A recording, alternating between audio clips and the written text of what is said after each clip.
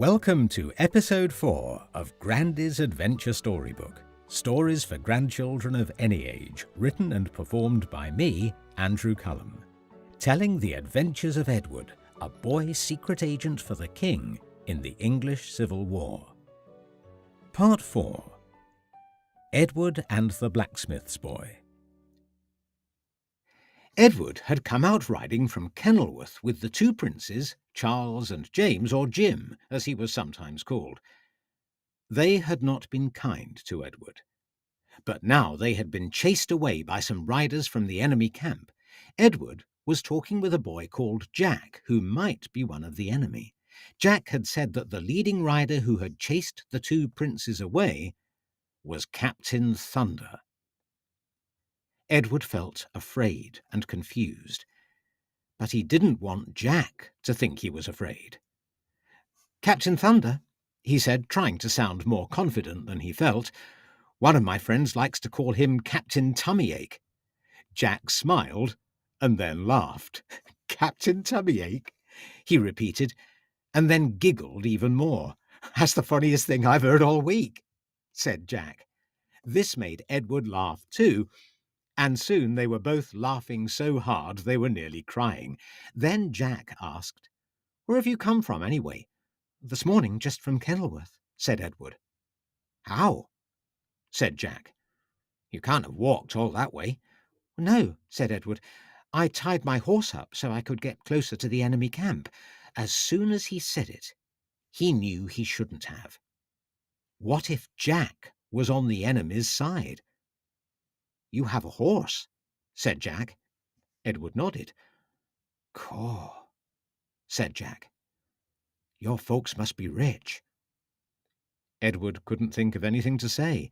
I don't know of anyone our age who has their own horse." "Haven't you got one?" asked Edward. "Of course not. My dad's a blacksmith, so we works with horses, and we have a cart horse, but we ain't rich like you."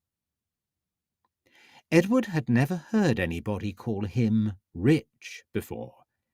His mum and dad, Lady Catherine and Sir Richard, did wear fine clothes, and Edward had been brought up in a comfortable house with nice toys and good food. But mum and dad were just mum and dad, and the house was just home. Jack was the first boy he had met who hadn't been so lucky. "Do you want to see my horse?" asked Edward. Jack nodded eagerly, and Edward led the way to the tree where he had tied Shimmer's reins. Shimmer stood contentedly under the tree as Edward and Jack came up to her. Edward took her reins and gently stroked her head. "Shimmer, this is my friend Jack." "She's beautiful," said Jack, almost in a whisper. Edward was pleased. "Stroke her if you like," he said, "but be gentle and talk to her while you do it." Jack reached up gingerly and patted the side of Shimmer's neck. "Hello, Shimmer. Nice to meet you." Edward decided that he liked Jack. He seemed kind, and didn't seem bothered that Edward was one of the king's soldiers. "I suppose I should be getting back to Kenilworth," he said. "I wouldn't if I were you," said Jack. "She's cast one of her shoes." He pointed down at Shimmer's front left hoof. "First thing I noticed." Sure enough, the horseshoe was loose and half hanging off. Maybe it had happened in the race Edward had with Jim. "Oh, no," sighed Edward. "I have some important information to give the king." Jack smiled. "Well," he said, "it's a good job you've got a mate whose dad is a blacksmith. Give me a ride home, and I'll ask him to fix her up." The two boys rode slowly down the hill. Edward kept Shimmer on a tight rein so that she would only walk. If he tried to make her gallop, canter, or even just trot with a loose shoe, it might hurt her. Edward had been riding horses for as long as he could remember, but for Jack this was the first time. It had taken several attempts before Jack had managed to climb up onto Shimmer's back until he was sitting behind Edward. At least 3 times, Jack only got halfway up before he fell back down, while Edward did his best to keep Shimmer calm by patting her neck and saying, "It's all right, Shimmer. Jack's a friend." "Oh, this is brilliant," said Jack. "We're riding so high up I can see over the hedges." Edward smiled. Walking along was all right, but Shimmer was an agile horse, and she could canter as gracefully as a dancer and gallop as swift as a gazelle. Although with 2 boys on her back and a loose shoe, they just had to walk her. Everywhere they went, there were Roundhead soldiers camping in the fields. Travelling through the village of Radway, Edward was surprised to see a man standing outside the baker's shop, holding a sword. "Afternoon, Jack," he said, smiling at Jack, but looking suspiciously at Edward. "Who's your friend?" "Oh, this is Edward," said Jack. "He's posh, but he's all right." "Hmm." The man grunted non-committally. "Who's he?" asked Edward. "His name's John. He's a baker." "So why was he holding a sword?" "That's to scare anyone off who might want to steal his bread," said Jack. "But why would they do that?" asked Edward. There was a pause, and then quietly Jack said, "Have you ever been hungry?" "Yes, of course I have," said Edward, and then felt the need to explain. "Like the other night, I was out on a soldiering job with my friend, and we had to bed down for the night in a forest. I was really hungry, and luckily my friend Roland had some chicken legs and some barbecue sauce in his pack. He said a good soldier always carries food rations in his pack." "Is your friend Roland rich?" asked Jack. Edward thought of the Laughing Cavalier, his fine clothes, beautiful horse, and how he loved good food. "Yes, I suppose he is." "That's what I mean," said Jack. "Some of the soldiers you see round here haven't got any food or money. When they get really hungry, they have to steal some food. Well, that's why John the baker was standing outside his shop with a sword. If the soldiers steal his bread, he won't have any left to feed his family." As they rode along, Edward started to look closely at the people they passed. Many looked up curiously at him and then smiled at Jack. Often he saw other children dressed in scruffy clothes, like Jack, and who had dirty faces, men and women who looked tired. They rode on and eventually came to another village with an impressive-looking church just ahead. On the left was a stone wall with a gate leading to a yard with a small cottage. "This is it," said Jack. Edward reined Shimmer to a halt as Jack clambered awkwardly down and opened the gate. "Thanks for the ride, Edward," he said. "Come and meet my mum and dad." As Edward guided Shimmer into the yard, a woman came out of the cottage. "Jack, where have you been? I've been worried sick." "I told you," protested Jack. "I've been out picking blackberries." He opened the small canvas bag he had been carrying. Inside was a fistful of shriveled-looking blackberries. "It's right on the end of the season, but they should still be all right." "But you've been gone for hours, and—" "And who's this?" said the woman. "I walked right up the edge hill, and this is my friend Edward. His horse needs a shoe fixing, and he gave me a ride home. Edward, this is my mum." Edward climbed down and felt a bit shy. "Hello, young man," said Jack's mum, her face softening. "My name's Maria." "Thank you for helping, Jack. Pleased to meet you," said Edward. Just then, a man wearing a leather apron came out of the blacksmith shop. He looked just like Jack, except about 30 years older. "This is my dad," said Jack. "Dad, this is Edward, and he says, please could you fix a shoe on his horse?" Jack's dad smiled. "That's my boy. Straight down to business. Hello, Edward. My name's Tom, and that's a very fine-looking horse." "Thank you, sir," said Edward. "First thing we're going to do is get her out of sight. She's absolutely beautiful, and well, I wouldn't like to think she'll be stolen. Bring her into my stable." Tom led the way around the side of the cottage to the backyard where there was a building with a blacksmith's forge, and beside it a stable with 2 rough-looking stalls. In one, a sleepy-looking cart-horse stood munching thoughtfully at some hay. Edward led Shimmer into the other one. "She certainly needs that shoe fixing," said Tom. "When was she last shod?"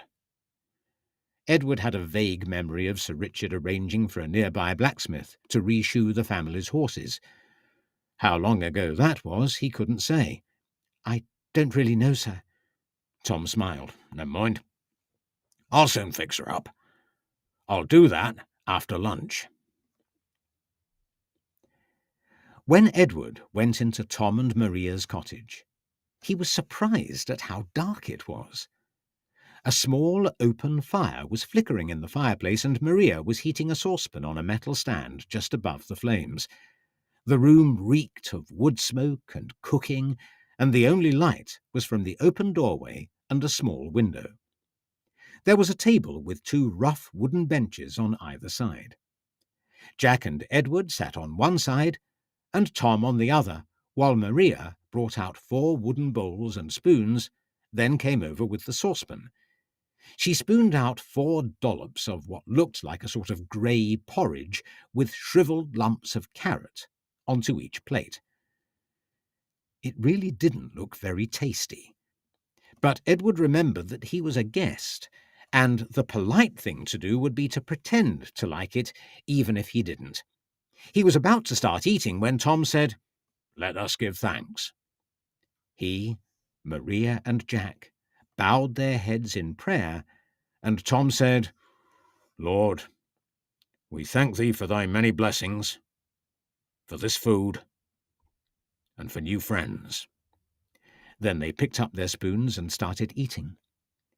Edward knew that new friends meant him, and that made him feel good. This was a whole world away from the comfortable home he'd been brought up in, and John Thistledown's tasty bacon and eggs he'd eaten only that morning. But Jack's mum and dad had welcomed him into their home and had shared what they had with him. "So, Edward," said Tom, "you look like a rich young man dressed like that. I'm going to guess you're one of the king's men." It was a statement, not a question. It was pointless to deny it. Edward's smart light blue suit and spotless white collar were a dead giveaway. "Yes, sir, I am," he said, remembering just in time not to say he was also one of the king's secret agents. "Then that makes you a very brave young man coming here," said Tom. "This whole area is full of the parliamentarians who are fighting against the king. I think it's quite a good thing Jack was with you." Edward remembered the soldiers who had watched him and Jack as they rode here, the baker standing outside his shop holding a sword, Jack saying, "This is Edward, he's posh, but he's all right." "And my point is," said Tom, "it might be dangerous for you to walk around here on your own when you're dressed like that. It'll be getting dark in a couple of hours. You'd better stay the night, and in the meantime, we'll fit you up with Jack's spare set of clothes before we send you on your way." Edward considered this carefully. Tom, Maria, and Jack were obviously kind people, but whose side were they on in the Civil War? They didn't seem to care that Edward was on the king's side. But did that mean that they were on the parliamentarian side? Did that mean that they agreed with Sinclair? If they were on Sinclair's side, then didn't that mean that they were the enemy? Can I ask, said Edward, not quite knowing how to phrase the question, which side are you on? There was an uncomfortable silence. Edward hoped that Tom and Maria didn't think he was being cheeky. "I mean," said Edward, trying to make amends, "I just want to know whether you work for the king or whether, well, whether you agree with Commander Sinclair." Tom smiled thoughtfully. "We're just ordinary folk, We're on the side of whoever pays us.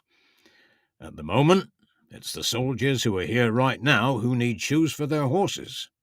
He paused, and then asked, "Who is it who pays your mum and dad?" Edward thought of his father, Sir Richard, and the splendid house he had grown up in. "Well, the king, I suppose." Tom nodded. "Exactly. Which side you're on in a war is usually about where you live and who pays you and feeds you." Edward thought about this. "So, if the king's soldiers were here instead of Sinclair's men, you'd be on their side?" "Yes, of course we would. We don't much care about the king or his enemies. We just want to live in peace and have enough to eat. That means we can't afford to care about what people who pay us might think." Edward and Jack spent the rest of the day play fighting in the blacksmith's yard. They found a couple of sticks, and Edward taught Jack some of the basic sword-fighting moves his father, Sir Richard, had taught him. Jack was a quick learner, and at one point nearly knocked Edward's stick clean out of his hand. "I'm going to be one of the king's soldiers," said Jack. Edward replied, "And I'll win the fight because I'm Captain Tummyache." This started them both off giggling so hard that they stopped play fighting, and Maria brought them a nice drink of blackcurrant juice mixed with mint leaves, which she called black mint. It was delicious, and Edward felt this was one of the nicest days he'd had. Meanwhile, Shimmer had her front hoof fixed, and was now contentedly munching some oats in Tom and Maria's stable. Edward liked Jack and Tom and Maria, and even though their small home was very different to the grand house that Edward came from, they were clearly a very happy family. Edward realized he missed his dad and his mum and Susan and Granny, but he was very glad that by chance he seemed to have found some friends in Jack and Tom and Maria. Supper that evening was a slice of rough bread and the blackberries, which Jack had picked earlier that day. Edward's quarrel with the two princes earlier that morning seemed a long time ago. As Edward went to bed that night on a rough straw mattress Maria arranged on the floor beside Jack's bed, he wondered what the two princes had told the king. Had they said Edward was a traitor? Would the king believe them? What would his father think? And Roland? Would everyone now think he'd joined Sinclair's side? That he was guilty of treason? A traitor? The following morning was a Sunday, and that meant the family went to church. Maria found some spare clothes belonging to Jack so that Edward would look just like an ordinary boy, rather than one who worked for the king. The church was full of people. Maria said much more than usual because there were so many visiting soldiers. They sang a hymn, and then a man dressed as a Puritan stood up in the pulpit to preach the sermon. Edward felt a little bit bored. He was sitting beside Jack at the end of a pew at the back of the church. He looked around at the others, grown-ups mostly. Jack seemed to be as bored as he was. Tom and Maria were listening politely to what the man in the pulpit was saying. "We live in difficult times," he was saying. "We know not where the enemy may hide. Perhaps the enemy is right here, in this very building." Edward looked up at the man in the pulpit. The man in the pulpit looked directly at him. Edward's blood turned to ice. The man in the pulpit was Mr. Claiborne. The man who had been writing down everything Edward said when Sinclair had questioned him, scratch, scratch, scratch, on the paper. Time seemed to stand still. Claiborne stared at Edward like a hawk watching a mouse. "We must be on our guard. The enemy could be in this very room." Edward knew he had been recognized. And Clayburn knew that he knew.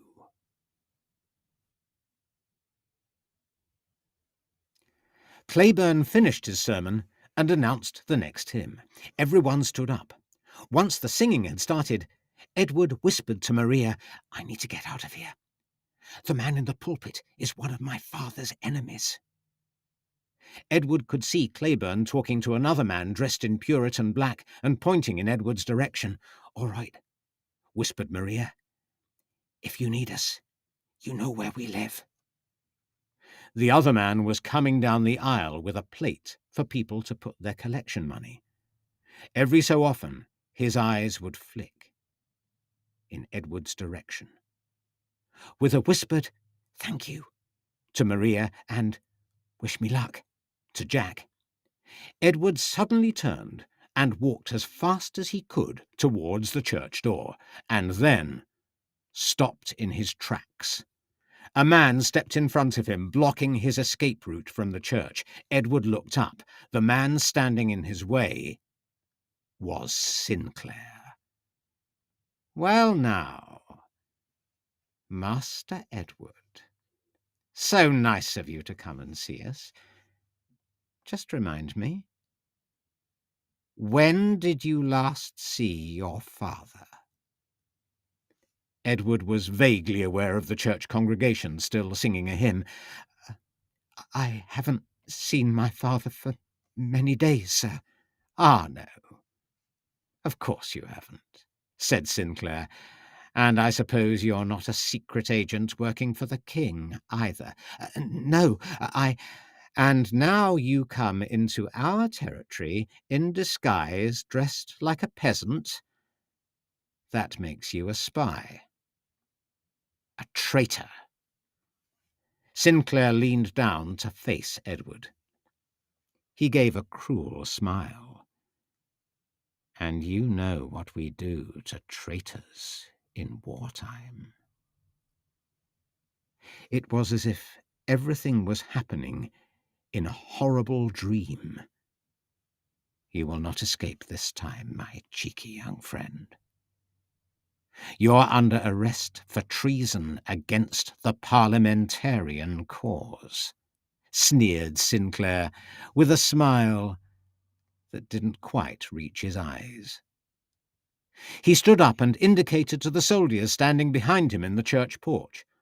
The soldiers started to move towards Edward. Suddenly, a large man with a moustache pushed through the church porch. The soldiers stood to either side at attention. "Commander Sinclair," said the man, "muster your troops immediately. The enemy has gathered their army on the Edge Hill." "But, my lord, this boy," stammered Sinclair. "Don't bother me with that now. This is an emergency." The man with the moustache strode into the church. People were still standing, singing, but he walked straight down the aisle to the front and raised his hands for silence. "Ladies and gentlemen," he shouted above the dismayed murmuring that had already started, "I'm sorry to interrupt the service." He glared at Sinclair, who had not moved. "Commander Sinclair, I gave you an order. Muster your troops, now. Go." Sinclair flushed scarlet and, with an icy glare at Edward, ordered the soldiers out of the church. The congregation in the church were speaking to each other, looking worried.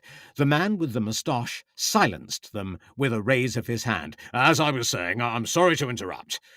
Those of you who don't already know me, I am the Earl of Essex, Commander-in-Chief of the Parliamentarian forces. Our enemies have gathered against us on the Edge Hill. Any soldiers under Commander Sinclair, please assemble outside now. And, Captain Thunder, assemble your riders at the foot of the hill as soon as you can." Edward had been watching this in shocked surprise, shocked because of his lucky escape from Sinclair. But hearing the name Captain Thunder brought him to his senses with a start. Captain Thunder was right here, in this church. Edward ran straight out of the door as fast as he could across the churchyard and out onto the Banbury Road. He looked up towards the Edge Hill, and sure enough, there was the king's army. Horses, soldiers, hundreds of them, armour glinting in the frosty October sunlight, all just as the Earl of Essex had said. Edward knew that somewhere up there were his father, Sir Richard, his friends, Roland and John, and his king, Charles I. Edward ran down the road to Tom and Mary's blacksmith's cottage. He went through the back door into the family room where he had shared a meal with Tom, Mary and Jack. He hoped they would soon be home. He could hardly believe his good luck. His heart was pounding in his chest.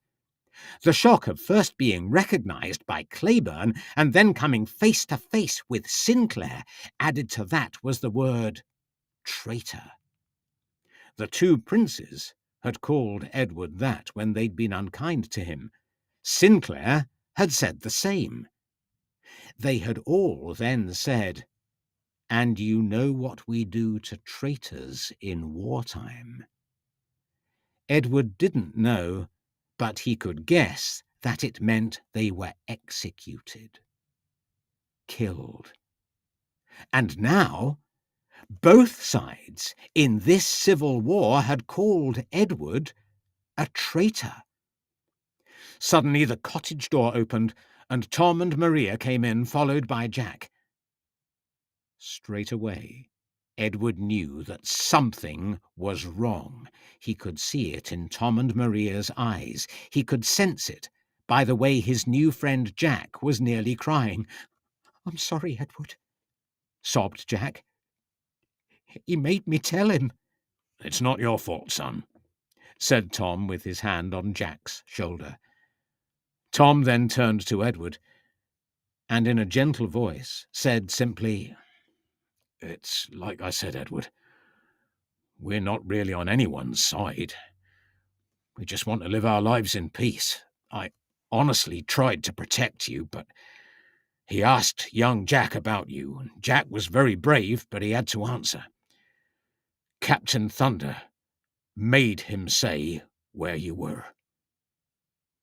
The door opened wide, and a large man came into the room, and Edward found himself face to face with Captain Thunder. That was Edward and the Blacksmith's Boy, which is part 4 in The Adventures of Edward. Next time, in part 5, Edward has to learn how hard it is to work as a secret agent undercover in enemy territory. If you're enjoying Grandy's Adventure Storybook, please leave me a rating and a review. But most importantly, tell your friends, because you can take it from me, everyone loves a good story. In the meantime, and until we meet again, goodbye for now.